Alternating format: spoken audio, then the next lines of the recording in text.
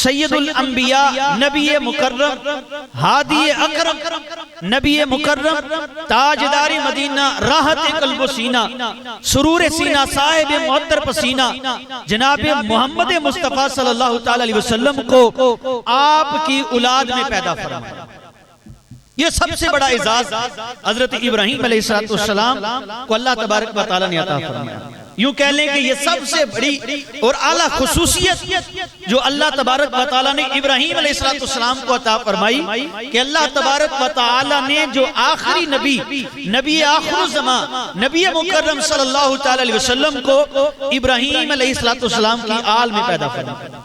और ये इब्राहीम अलैहिस्सलाम की दुआ भी थी, ख्वाहिश भी थी कि या अल्लाह वो जिसका चर्चा सारे नबी करते आए, या अल्लाह वो जिनकी पेशन गोइयां सारे अंबिया करते आए, या अल्लाह जिनके उम्मती होने के लिए सारे अंबिया दुआएं करते आए, ए रब्बे करीम वो अपना प्यारा महबूब, वो अपना प्यारा नबी, वो अपना प्यारा रसूल, वो नबी आखिरुज़्ज़मा या अल्लाह मेरी औलाद में अता फरमा।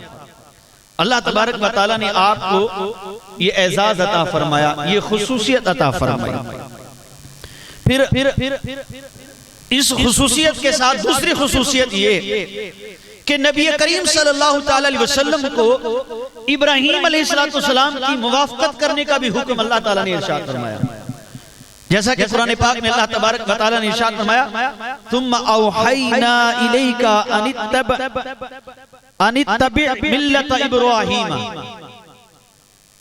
फिर हमने अपने महबूब की तरफ वही की कि आप मिल्लत इब्राहीमी की तरफ जो है आप इनके उसूल जो हमने इनको अता किए आपके लिए भी वही उसूल है, क्योंकि वो सच्चा दीन था। वमा काना मिनल मुशरिकीन, आप इनके दीन की मुवाफ़क़त करें जो हर बातिल से जुदा थे और मुशरिक नहीं थे। तो अल्लाह तबारक व तआला ये पसंद फरमाता है कि उसका कुर्ब चाहने वाले उसके खलील यानी इब्राहीम अलैहिस्सलाम के मुबारक उसवा और आपकी पसंदीदा आदात को जो है वो इख्तियार करें।